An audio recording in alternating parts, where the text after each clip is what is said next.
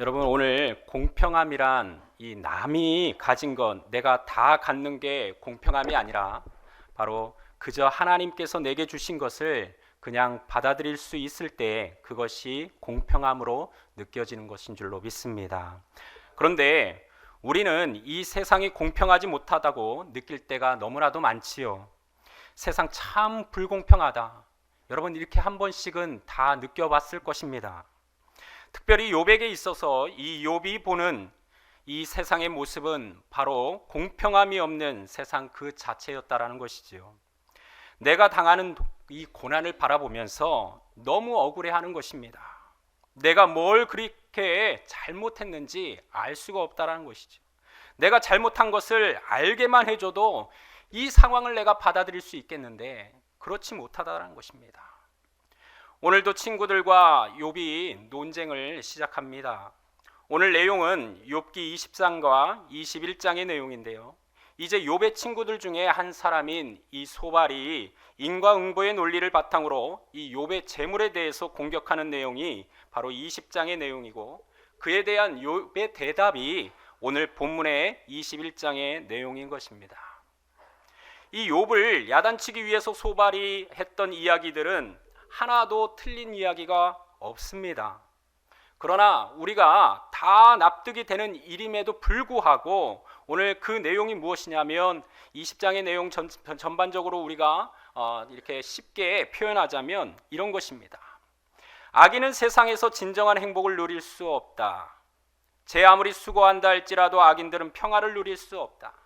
하나님의 진노는 집요하다. 하나님께 밉보인 사람은 하나님이 그냥 넘어가는 법이 없다. 하늘이 그의 죄악을 드러내고 땅이 그를 대항하여 일어설 것이다 라고 이렇게 소발이 말하고 있는 것이지요.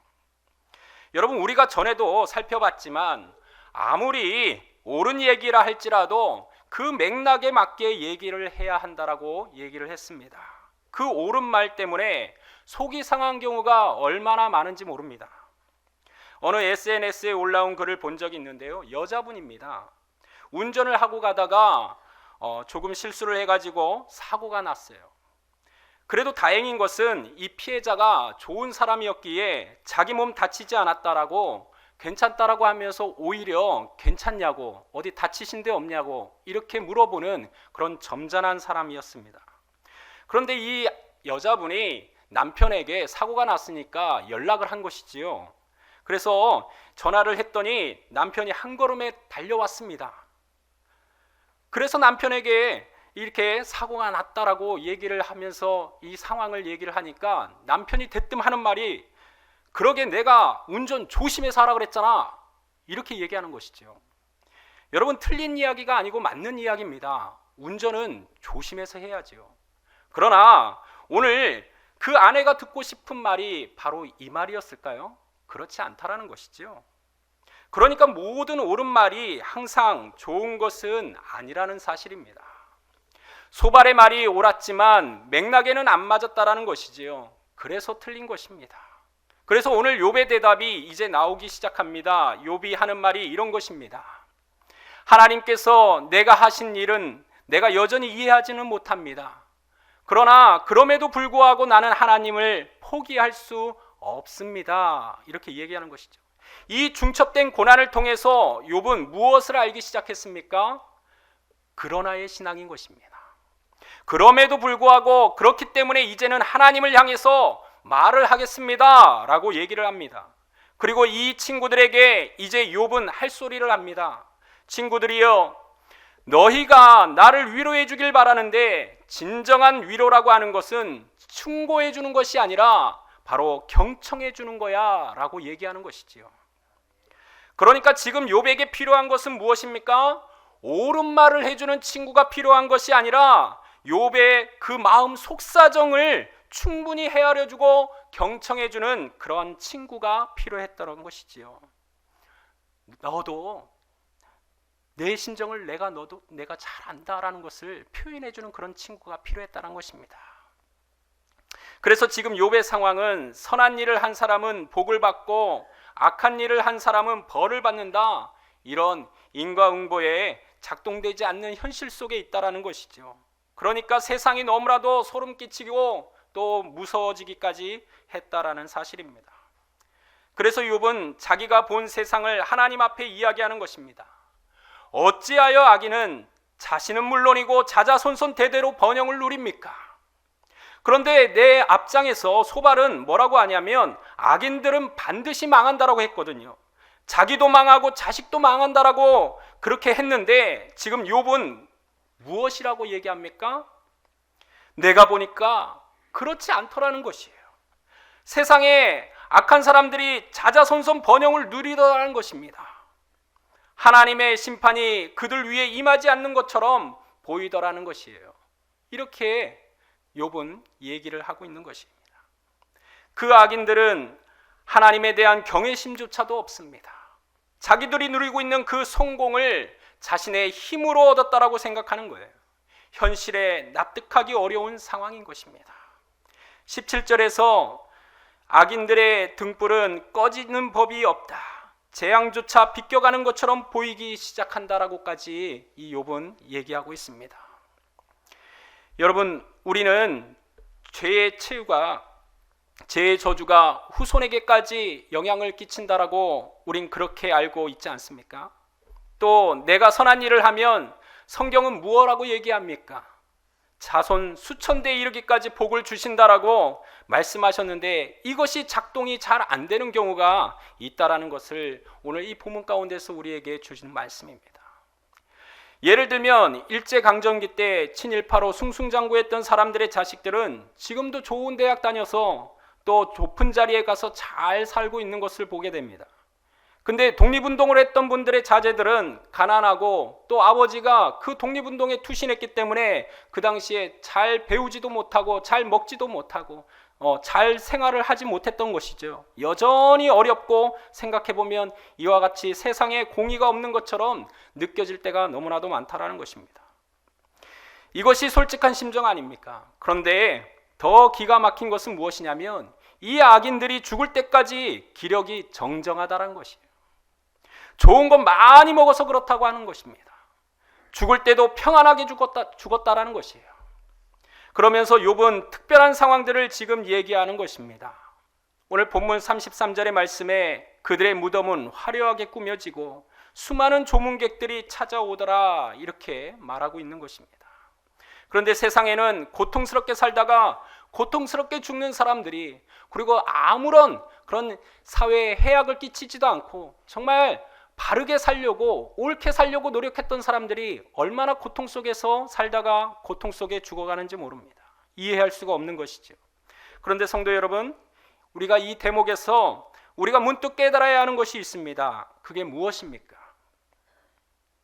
조금 전까지만 해도 이 욥은 자기의 고통에만 집착하고 있었습니다. 그런데 욥은 지금 자기의 고통을 통해서 무엇을 보기 시작합니까? 공평함이 없는 이 세상의 모습을 보기 시작했다라는 것입니다.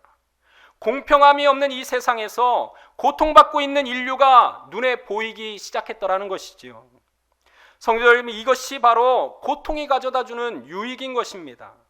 고통을 겪어보지 않은 사람은 다른 사람의 그 고통을 납득하지 못할 때가 너무나도 많다라는 사실이지요.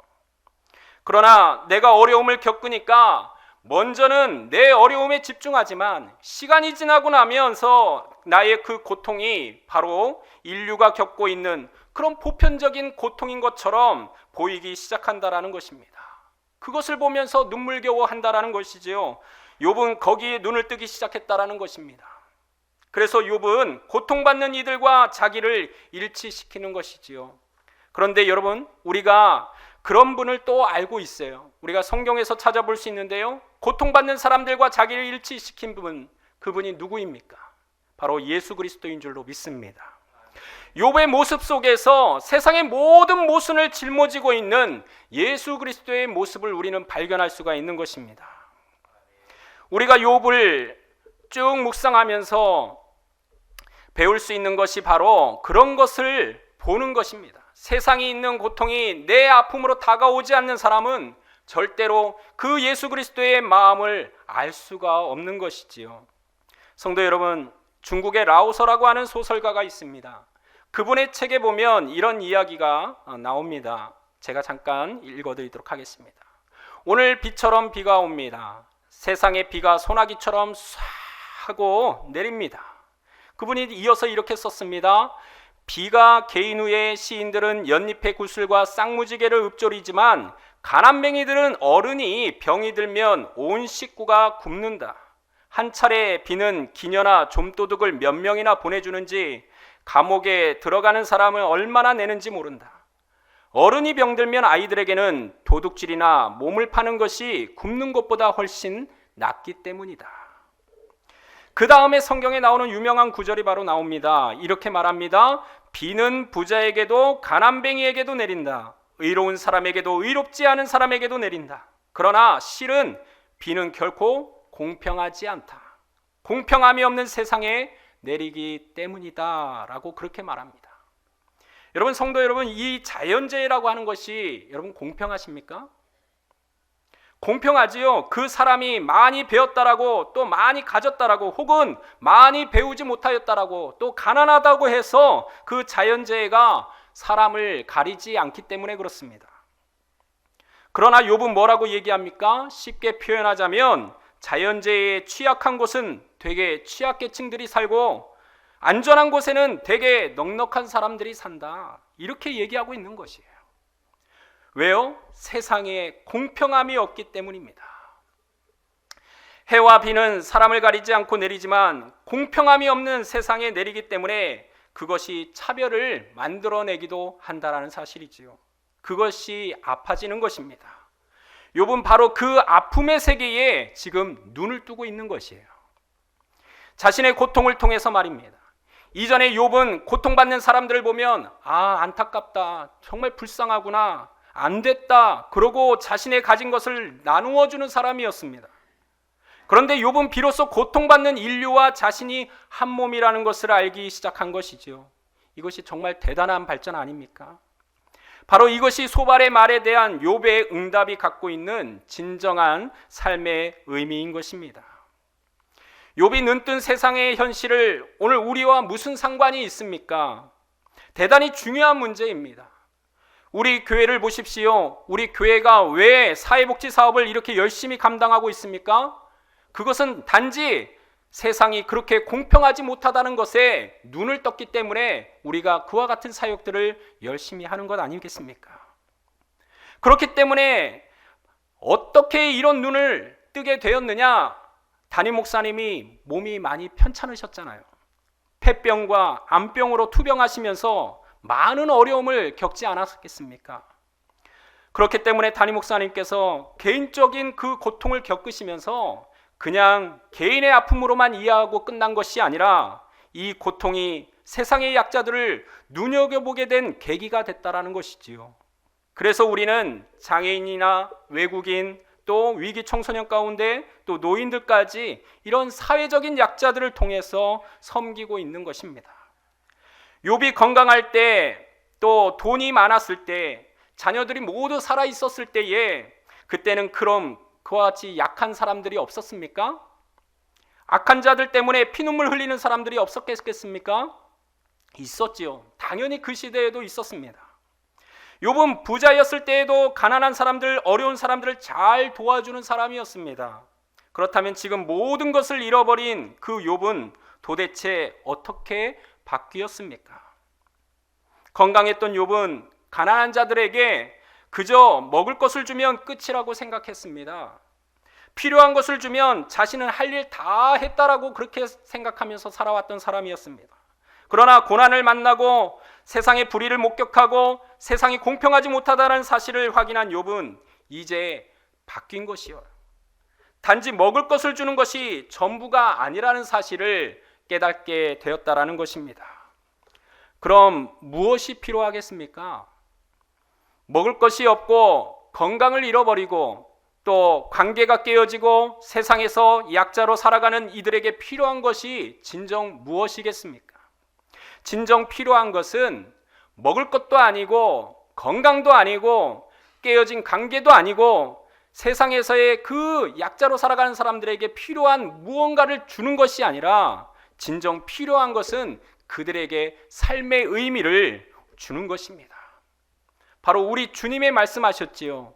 세상이 떡으로만 사는 것이 아니라 하나님의 말씀으로 살아야 한다.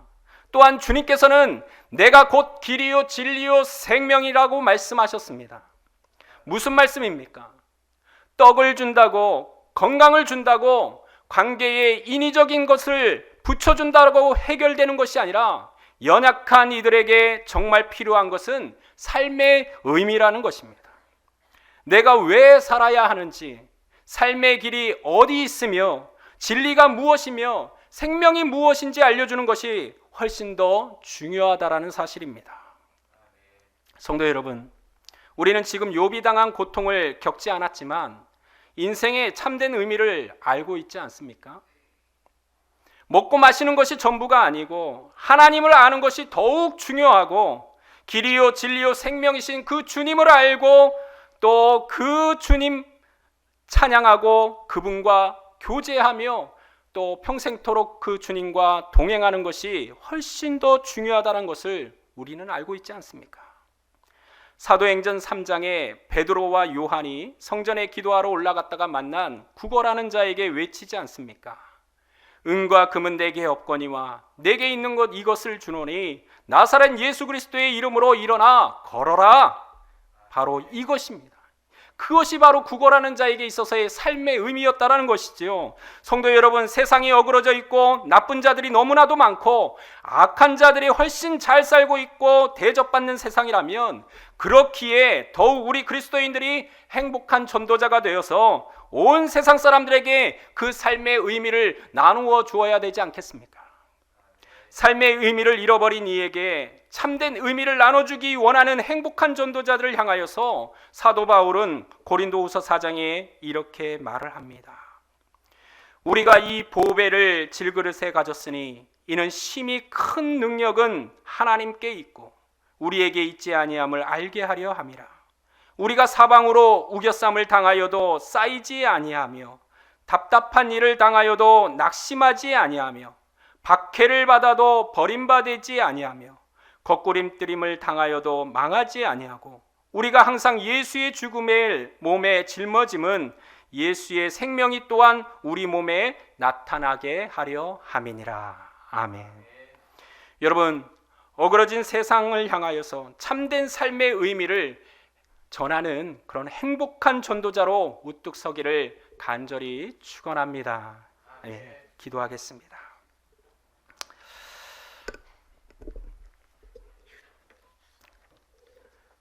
주여, 고통을 통해 어그러진 세상에 눈을 뜨고 연약한 이들에게 관심을 갖기 시작하는 욥을 보게 됩니다. 망가진 세상을 향해 단지 먹을 것만 주는 것이 아니라 삶의 의미를 전할 수 있는 우리가 되게 하여 주옵소서. 행복한 전도자로 우뚝 서게 하여 주시옵소서. 보배를 닮은 지그릇으로 귀하게 쓰임받게 하여 주시옵소서. 예수님의 이름으로 기도합니다. 아멘.